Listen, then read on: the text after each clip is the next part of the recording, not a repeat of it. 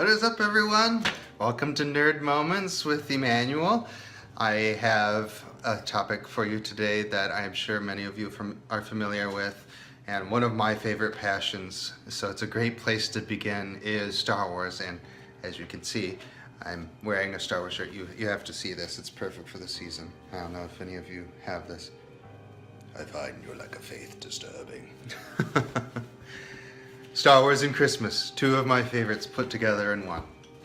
So, today I wanted to focus on a particular quote that we all know very well. And in the case of the movies, this quote comes from Yoda in episode 1 when he's talking to Anakin.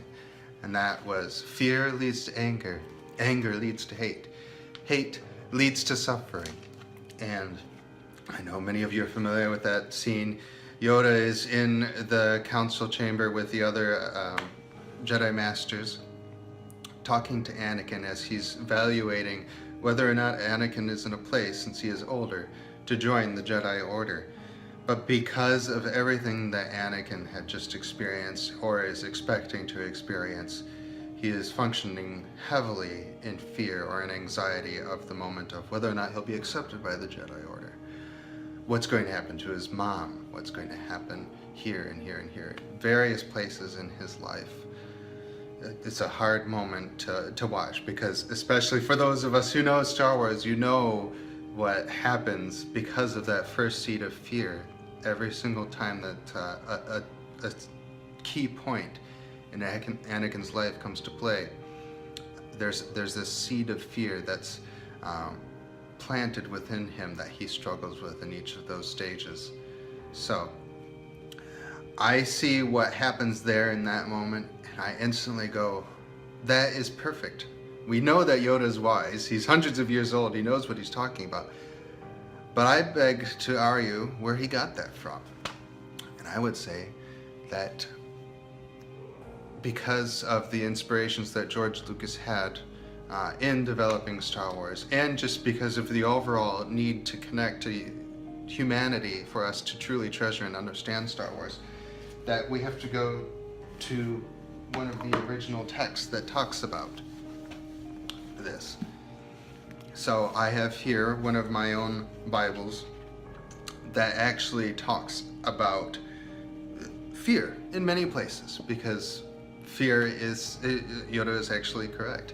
Fear leads to anger, anger leads to hate, hate leads to suffering.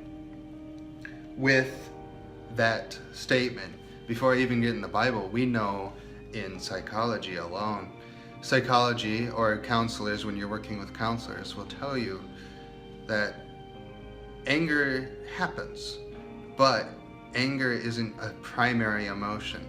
So when you're experiencing anger, typically you didn't start at anger. Something happened that brought fear upon your mind or your heart, that then is taking a foothold, and then to defend ourselves, almost as a defense, the anger rises as a means to try and protect ourselves. That doesn't always work, as we know, especially in the case of Anakin. The anger rose to the point, to the hate and the suffering that he then later experienced when he lost all that he held dear, and what his body was ruined, as we know, when he became Darth Vader. So, and Psalms 34:4 says, I sought the Lord and he answered me. He delivered me from all my fears. Those who look to him are radiant. Their faces are never covered with shame. And that was the NIV version for those of you who do follow with the Bible. I understand if you do not, that is your choice, but it is still an excellent place to begin. So God directly says that based on answering us, He will deliver us from all our fears. Now, it's hard to trust outside of ourselves, especially when we're in a state of fear or of anger, as Yoda so excellently proclaimed is what happens. So God delivers us from fear, but what is the key piece of how that is to happen for us? And that's where we go to 1 John And we're learning about love in this book of the Bible. And we go to verse 18 of chapter 4 in the NIV. And it says, "There is no fear in love, but perfect love casteth out fear." Oh. I started with the King James. I'm sorry. The NIV here. "There is no fear in love, but perfect love drives out fear. Because fear has to do with punishment. The one who fears is not made perfect in love." So, love is the key. God is love, as we know in Scripture, but love, unconditional love, love that surpasses all fear, was the key. In Anakin's case, he didn't quite get that. He challenged the concept of the Jedi Order longing for love, because they did not believe in those type of attachments in the Jedi Order. So Anakin did not get it quite perfect. He understood that there was something of value to love, but he let the fear be stronger than the love. And so that's why we see what happens with Anakin. But I encourage you, seeing Anakin's example, whether or not a Christian, you see Anakin's example of how he faces fear, and the fear becomes bigger and bigger and bigger.